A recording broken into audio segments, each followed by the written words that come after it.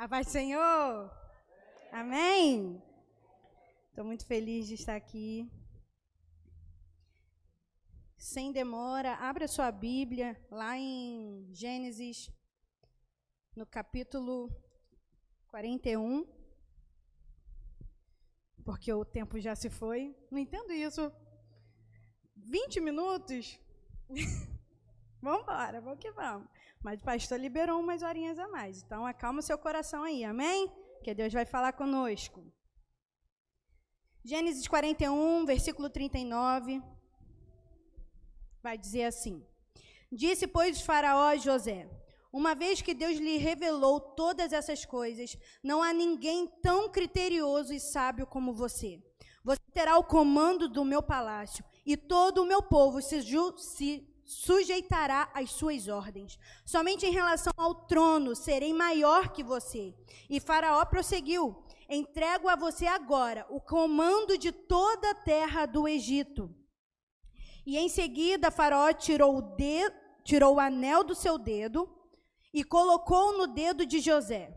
Mandou-o vestir de linho fino e colocou uma corrente de ouro em seu pescoço. Também o fez subir em sua segunda carruagem real, e à frente os arautos iam gritando: Abram caminho, abram caminho. Assim José foi colocado no comando de toda a terra do Egito. Amém? Bem, falar de processos, falar de desertos, é bem mais fácil do que você vivenciá-los, do que você viver eles. Mas nós precisamos entender que o Senhor, Ele sempre vai permitir nós passarmos pelo propósito de peneiramento. Repete comigo: propósito de peneiramento. A palavra peneirar, traduzida do grego, ela quer dizer peneirar, quer dizer sacudir em peneira. Ou seja, quando eu estou sacudindo uma areia, eu estou extraindo o melhor dela. E aquilo que ficou dentro da peneira é descarte, é jogado fora, é lixo, não serve para nada. Vocês estão conseguindo entender? Então, o propósito de peneiramento nada mais é que provar a minha e a sua fé por meio da agitação interior até as margens de destruição. Eu vou repetir. O propósito de peneiramento nada mais é que provar a minha e a sua fé por meio da agitação interior até as margens de destruição. Quando eu falo em agitar, quando eu falo em sacudir, quando eu falo em movimentar, eu falo a questão de sacudir, de agitar o nosso interior. Normalmente é tudo aquilo que a gente acha que não possuímos. Ou seja, aquilo que está lá sem a gente saber, que está sem alarde. E ao estudar, o Espírito Santo logo ministrou ao meu coração. Uma caixa d'água, quando ela está suja, se você não olhar, você não vai saber que existe sujeira lá. Porém, quando a água cai, quando ela movimenta, quando ela sacode, ela traz à tona aquilo que está lá embaixo, aquilo que está sem alarde. Ela traz para cima. E Deus, Ele faz isso na nossa vida. Ele traz tudo aquilo que precisa ser destruído. Por isso, as margens de destruição. O vaso na mão do oleiro, ele nunca vai ser remendado, mas ele vai ser quebrado, ele vai ser destruído e feito de novo, porque somente assim o Senhor derrama vinho novo sobre nós. Aleluia! E assim o Senhor, Ele vai fazer conosco. Ele quer nos moldar, Ele quer fazer a gente crescer, Ele quer fazer com que a gente amadureça. As impurezas no ouro, eles só vão aparecer se for elevado a alta temperatura. Nunca você vai saber se existe outro mineral no ouro se ele não for elevado a alta temperatura. E aí, o mineral, que ele seria 100% ouro, se existe outras impurezas, ele já não se torna mais original. Ele já não é mais original. Então, ele sai do lugar de original e passa a ser uma cópia, passa a ser algo que está misturado, mas não 100%. E o Senhor, Ele faz isso conosco. A gente acha que está caminhando com o Senhor, que a nossa vida está tudo certo, eu estou orando, eu estou jejuando. Mas existem impurezas que somente colocadas em alta temperatura que elas aparecem. E o Senhor, Ele faz isso para mudar o meu caráter, mudar a nossa personalidade, viver o caminho e o percurso que Ele traçou para nós. É somente dessa maneira que nós vencemos. E nós precisamos guardem isso. Tudo que aos nossos olhos é injustiça, é maldade, é ruim, aos olhos de Deus é contribuição, é trampolim para você alcançar, para você avançar o propósito de Deus na sua vida, a missão que Ele designou para você. Então não tem como eu falar de propósito de peneiramento se eu não falar de processos, se eu não falar de desertos. Mas abre um parênteses aqui. Porque existem desertos que a gente mesmo entra, que não foi o Senhor que nos colocou. Fique atento a isso, porque são decisões, escolhas suas, sem a vontade de Deus, que abrem desertos na sua vida. E eu estou falando de processos e desertos que o Senhor nos coloca para nos moldar, para fazermos crescer, para fazer com que a gente amadureça e cumpra aquilo que Ele designou para nós. Então, processo, quando você for procurar o significado de processo, você vai ver que processo é método, é sistema. Processo é a maneira de agir. Processo é o conjunto de medidas tomadas para atingir algum objetivo. Conjunto de medidas tomadas para atingir um único objetivo. Por isso que Deus permite o processo na nossa vida. Mas eu vou mais a fundo, porque se você procurar a etimologia da palavra processo, para quem não sabe, a etimologia nada mais é que o estudo original da evolução da palavra. Então, a palavra do latim processo quer dizer procedere, ou seja, o prefixo pro quer dizer à frente, e o radical cedere quer dizer ir, ou seja, está relacionado a um percurso, que significa avançar, que significa ir adiante, que significa ir para frente, caminhar, marchar, não parar, não retroceder, não olhar para trás. O processo de Deus na nossa vida é simplesmente para olhar para Ele e seguir em rumo à eternidade, porque a eternidade não é de qualquer maneira. Existe um passaporte que precisa ser selado, mas você precisa renunciar dia após dia. A eternidade, para ser conquistada, é um percurso de renúncia. Aleluia! É um percurso de renúncia. Então, todo desafio que é apresentado para nós é para ser vencido. Todo desafio que é apresentado é de acordo com o nível que você está. E eu falo de nível espiritual. Os desafios vão ser apresentados de acordo com o nível que você está. E eu profetizo que você vai avançar. Eu profetizo que você não vai ficar parado. Eu profetizo que toda frieza espiritual caia por terra. Eu profetizo que você vai voltar a andar nesse percurso. Eu profetizo que se você está sem força, receba a força de Deus. Se você está paralisado, receba ânimo para prosseguir. Se você está querendo desistir, receba persistência para prosseguir no caminho.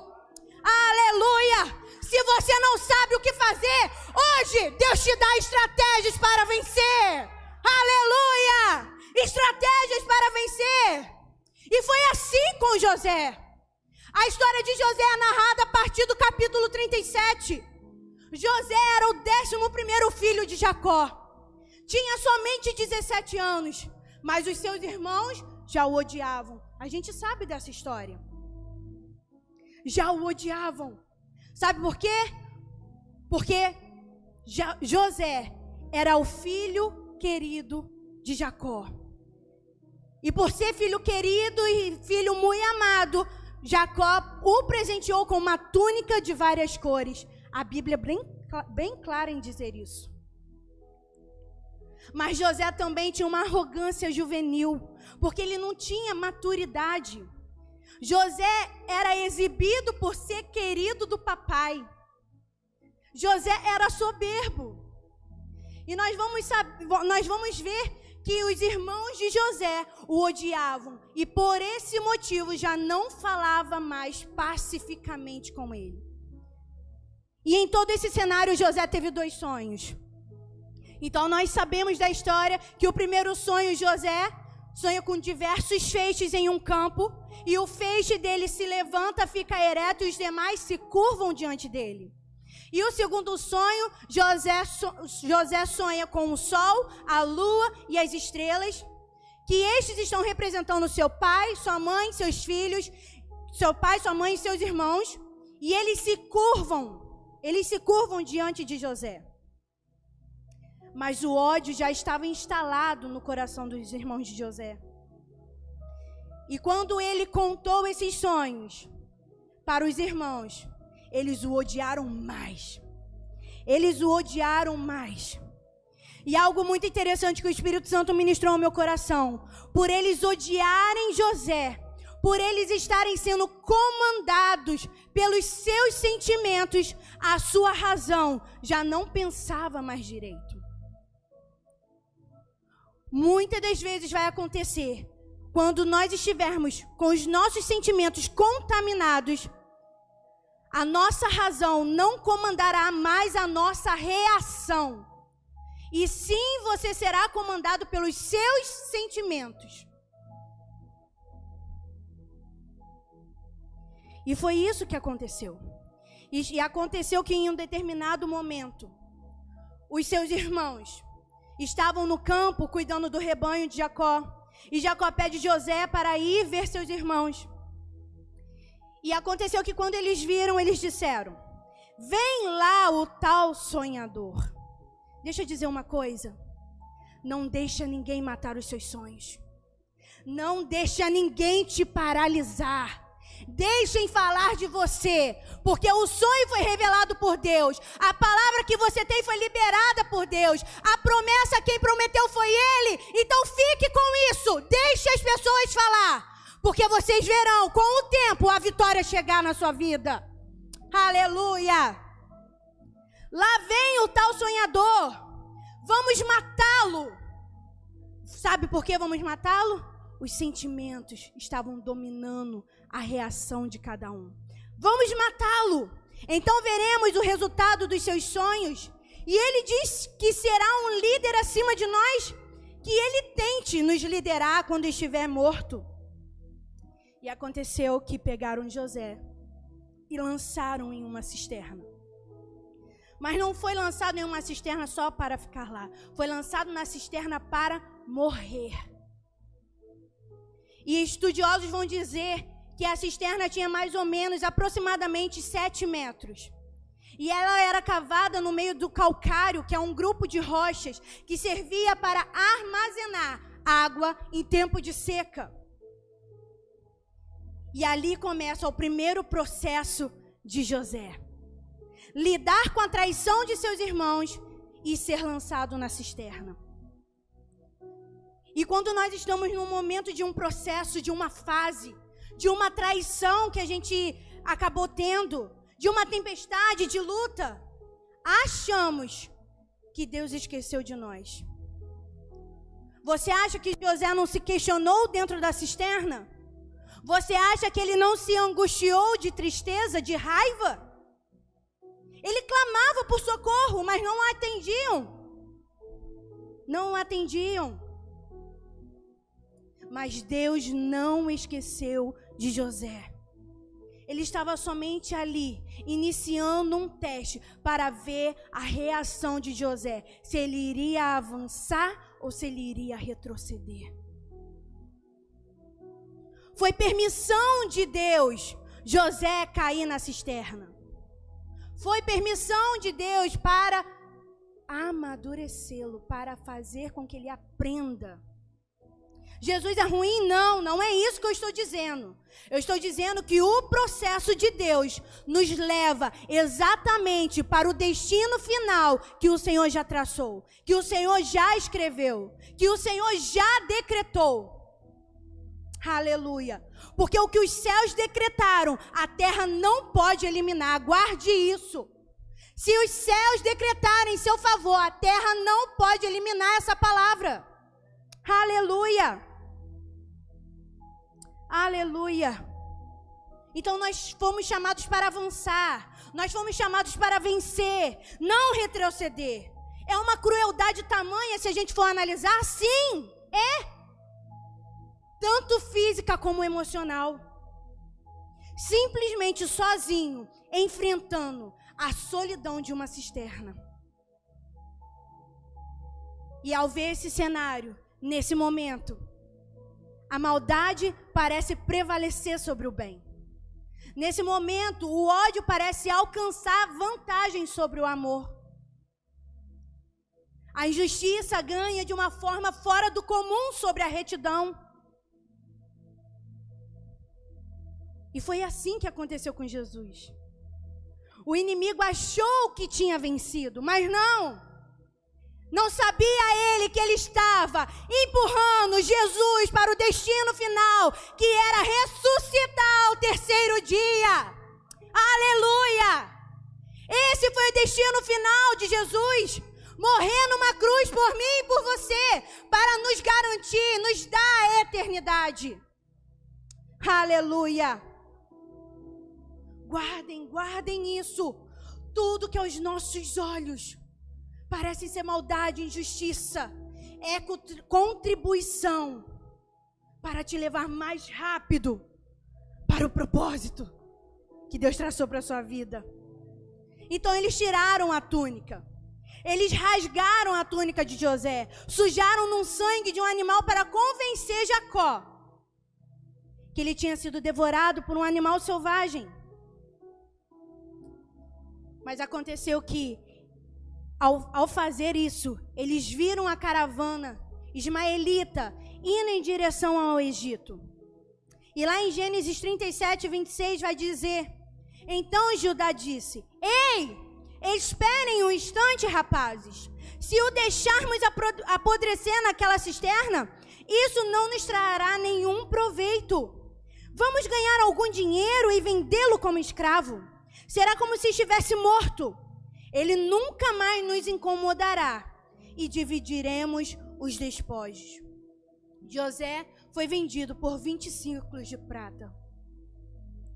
E por eles estarem ofendidos, eles traíram José. Por eles estarem sendo contaminados, dominados pelo ódio, eles traíram José. E eu já compartilhei algo com o pastor. Porque essa história é uma história inspiradora, é uma história de superação, é uma história de fácil entendimento, é uma história que nós conseguimos compreender, porque sabemos o final. Só porque sabemos o final. Porque não há diferença da minha vida, nem da sua vida para a vida de José. José estava em um caminho escuro. Ele duvidou? Provavelmente, das promessas, dos sonhos que Deus deu para ele. Sim, ele era humano como nós. Quem não duvidaria com essa tamanha crueldade que os próprios irmãos de sangue fizeram isso? Porque os irmãos deles tiraram a herança, tiraram a identidade dele, tiraram a família dele. Era um morto-vivo. E quem está na fase, quem está em uma fase, em um processo, quando a gente escuta dizer, vai passar, a pessoa ela quer te ajudar, ela quer te dar ânimo, fica firme, vai passar. Mas eu quero te dizer que quem está dentro da fase, não é nada fácil ouvir isso. Não é nada fácil compreender isso.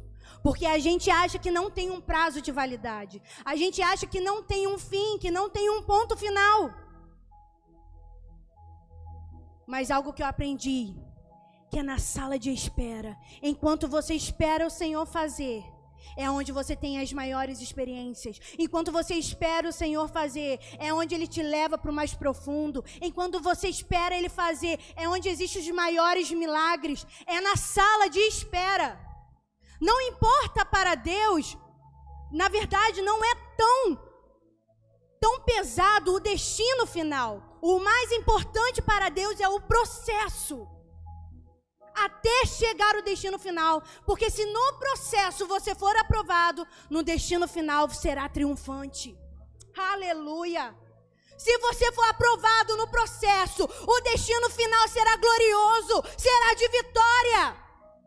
Aleluia! Aleluia! E eu vivi isso com a Clara. Eu tenho vivido isso com a Clara. Deus tem me ensinado tanto através da Clara. E algo que eu coloquei, que a minha vontade para 2020 era exatamente viver os meus planos, mas a vontade de Deus foi ter a Clara em meus braços. E como que a Clara tem sido divisor de águas na minha vida. Como que a Clara tem me ensinado, tem ministrado. Como que Deus tem usado a Clara para me mostrar coisas tão simples que eu nunca tinha percebido. É difícil, sim, entendermos a gravidade que aqueles irmãos fizeram. É difícil. E se a gente for pensar, seria menos pior se eles tivessem matado José. Porque ele estava morto-vivo. Um morto-vivo caminhando. Sem herança, sem identidade, sem família. Sozinho, na solidão. E uma curiosidade é que enquanto José estava sendo puxado como escravo, nos tempos bíblicos, algo muito interessante, que alguém quando era vendido como escravo para outro país, eles permaneciam até a morte como escravo. A sua mulher, a mulher que ele casasse, seria escrava. Todos os seus filhos seriam escravos. Todos seriam escravos. Era ruim nascer escravo. Mas era bem pior, indescritivelmente, nascer herdeiro de riquezas, com um grande futuro pela frente, para depois ser arrancado de forma brutal das suas mãos. Não foi nada fácil para José. Nada fácil. E na mente de José, com certeza, pensamentos, a guerra espiritual entre a carne e o espírito, de acreditar nos sonhos que Deus deu, de ver as circunstâncias a qual estava acontecendo. A angústia era tamanha. E não há mudança nenhuma entre nós e José. Ele era um escravo em uma nação estrangeira. Ele não podia sair do Egito. Ele era propriedade de outro homem chamado Potifar. Foi vendido. Potifar era um oficial de Faraó, capitão da guarda. E ele serviu a Potifar por 10 anos. Então, com o tempo, ele obteve o favor do Senhor. Ele conseguiu, ele adquiriu, ele conquistou o favor de Potifar. E era bem tratado, e por esse motivo foi colocado como administrador da casa e de todos os seus bens, de tudo que ele tinha. De escravo a administrador. Tudo parecia a favor de José. O cenário parecia estar melhorando. E esse é um ponto que normalmente a gente fica estagnado. Porque aos nossos olhos, isso daqui está bem melhor. Mas aos olhos de Deus, Ele quer te levar ao extraordinário. Aos olhos de José, ele estava no melhor, de escravo para administrador. Mas aos olhos de Deus, ele queria levar ao extraordinário como governador do Egito. Aleluia. E aconteceu que ao mesmo tempo que isso ocorria, esse cenário acontecia, a mulher de Potifar começou a ficar interessada em José, querendo adulterar com José. E José corria, José não aceitava, mas todos os dias tentava seduzi-lo. mas todos os dias ele corria. Existem propostas que todos os dias são apresentados para nós. Existem pratos feitos que todos os dias tentam nos seduzir. Mas seja como José. E eu declaro que você será como José. Você vai correr, mesmo que seja encurralado. Você não vai trocar o banquete de Deus por propostas temporárias. Você não vai trocar o banquete de Deus por propostas temporárias. Por propostas que aos nossos olhos parecem serem irrecusáveis. Que a gente não troque o banquete de Deus. Porque o que Ele tem para nós é o extraordinário. Não é o melhor. Não seja seduzido. Fica firme na palavra. Que as suas raízes possam se aprofundar na terra. Mas isso só acontece através da palavra. Aleluia. E ela encurralou José.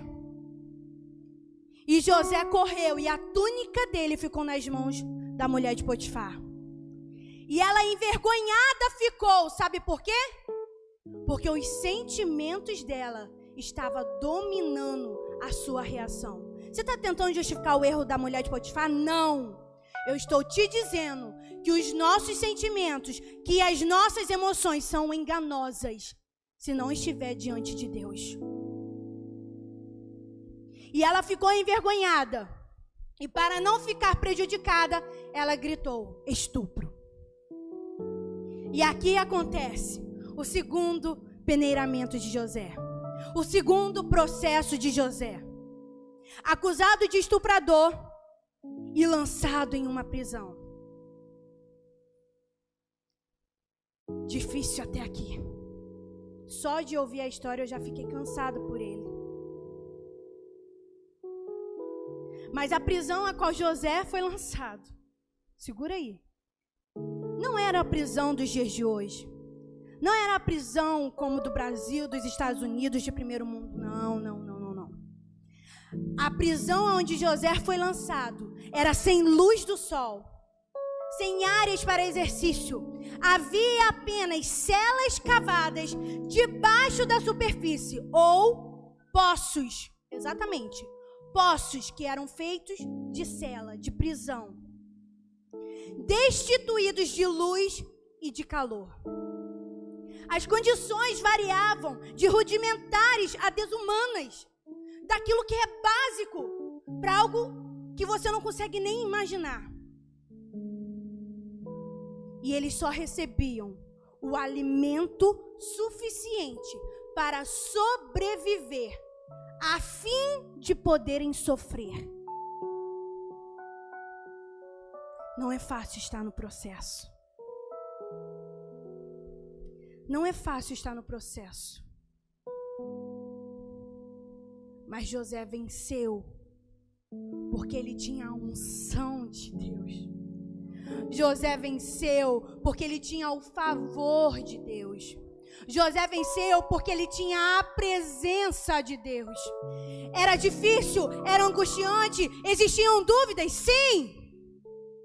Mas toda vez que José tentava duvidar, Deus fala: José, não, vem cá, eu tenho o extraordinário para você. Não fique no melhor, eu vou te levar para o extraordinário. Aleluia. E ele foi colocado naquela masmorra para morrer.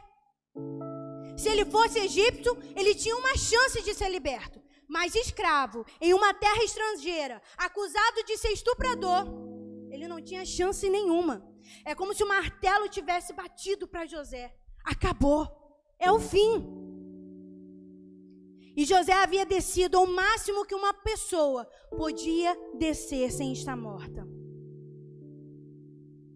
E é nesse momento, geralmente são nesses períodos de treinamentos, que nós nos concentramos na impossibilidade das circunstâncias e desanimamos em vez de focarmos na grandeza de Deus.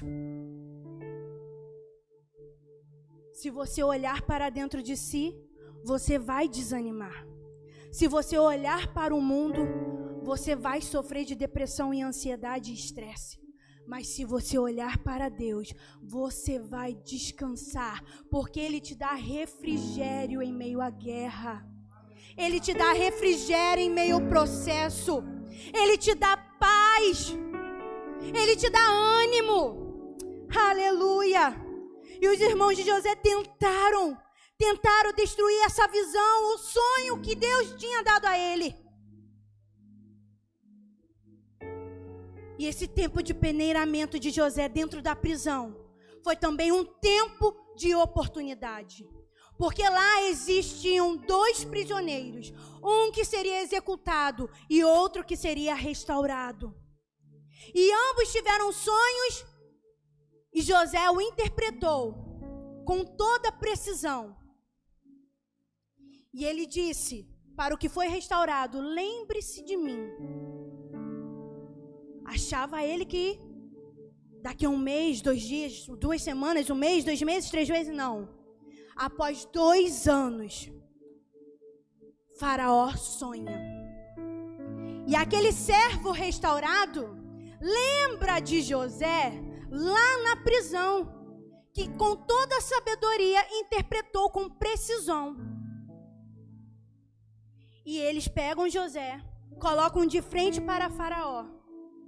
E José começa a interpretar um tempo de fome que está vindo sobre a terra, que está vindo a caminho. E sabiamente ele instruiu Faraó a preparar tudo para enfrentar a crise. Sabe o que eu quero dizer? Coloca para mim Gênesis que eu li. Não, deixa que eu ler aqui. Sabe o que eu quero dizer? Quando chegou esse momento, Faraó olhou para ele e disse: uma vez que Deus lhe revelou todas essas coisas, não há ninguém tão criterioso e sábio como você. Você terá o comando do meu palácio. E sábio como você, todo o meu povo se sujeitará às suas ordens. Somente em relação ao trono serei maior. E o faraó prosseguiu: entrego a você agora o comando de toda a terra do Egito. Em seguida o faraó tirou o dedo, o seu anel de selo, e colocou no dedo de José. Mandou vestir de linho fino e colocou uma corrente de ouro. Também o fez subir em sua segunda carruagem real. E os arautos iam gritando: abram caminho, abram caminho. Rei, na terra onde José sofreu como escravo, na terra onde ele foi acusado como estuprador, lançado em uma prisão, foi a terra que ele foi honrado e recebeu um título que não existia: governador do Egito. Deus faz da terra que trouxe luto, choro, lutas, problemas, se tornar em terra de bonança, de alegria, de honra. Deus fará isso conosco. Aqui vai ser terra de bonança, aqui será terra de alegria, aqui será terra de honra, será uma terra onde você vai prosperar, é uma terra que vai manar leite e mel. O seu deserto não é para a morte, aleluia, é para o seu crescimento, é para verem a manifestação da glória de Deus em sua vida. O choro dura uma noite, mas a alegria vem pela manhã. Oh, aleluia! A vida de José mudou, o ambiente mudou, a forma que as pessoas iam falar com ele, se portar perante ele mudou. Oh, aleluia! As túnicas dele mudaram. Ele recebeu um anel de selo de honra, roupas de linho fino, uma carruagem. O título que ele possuía mudou. De prisioneiro, prestem atenção, de escravo, ele foi para administrador. Mas ser prisioneiro é o pior das coisas. E ele foi para governador. Aleluia! Eu tô aqui para te dizer, não desista! Não desista! Não é um ponto final. Deus coloca uma vírgula no seu processo, na sua história, porque quem escreveu o seu futuro foi Ele! Quem escreveu o seu futuro foi Ele! Quem escreveu o seu futuro foi Ele! Ele te levará ao destino final. Se coloquem de pé. E eu quero te convidar aqui. Eu quero convidar você aqui na frente, porque eu quero declarar, eu quero profetizar, eu quero orar sobre a sua vida. Porque Deus vai te dar ânimo novo. Deus vai te dar estratégia. Deus vai te dar força para prosseguir. Deus vai te dar direção. Deus vai te dar atitude. Deus vai te dar fogo se a sua fé estiver fria. Deus vai te dar coragem se estiver com medo. Deus vai te dar unção se você estiver vazio. Aleluia! Deus vai te dar vida. Vida! Vida! Vida se estiver morto. Vida de Deus! Vida de Deus! A vida de Deus é remédio para os nossos ossos. A vida de Deus é mudança para o nosso coração. Vida! Oh! Deus quer aumentar a sua fé para você ver aquilo que Ele preparou para você. Oh, labassúbia, cantará. Viver os processos de Deus é viver a vontade dEle. Viver os processos de Deus é viver a vontade dEle. E eu quero ler um pequeno texto que Drummond Lacerda escreveu e eu quero compartilhar com vocês. A vontade de Deus não diz que não existirá Saul, mas garante que você vai reinar. A vontade de Deus não anula os gigantes, mas garante a terra prometida. A vontade de Deus não apaga a cruz, mas garante o trono. A vontade de Deus não cancela os processos, mas te leva à missão designada. A vontade de Deus, ela é boa, ela é perfeita, ela é agradável e tudo coopera para o bem daqueles que amam a Deus. Aprenda a caminhar na direção da vontade de Deus e não da oposição, não do que os seus olhos estão vendo, mas do que Deus liberou sobre a sua vida. Não pare, não retroceda, não olhe para trás, siga em frente e persevere, acredite, confie, porque Deus usará o seu testemunho como pregação. Deus usará a sua aprovação como testemunho vivo para o tempo de hoje.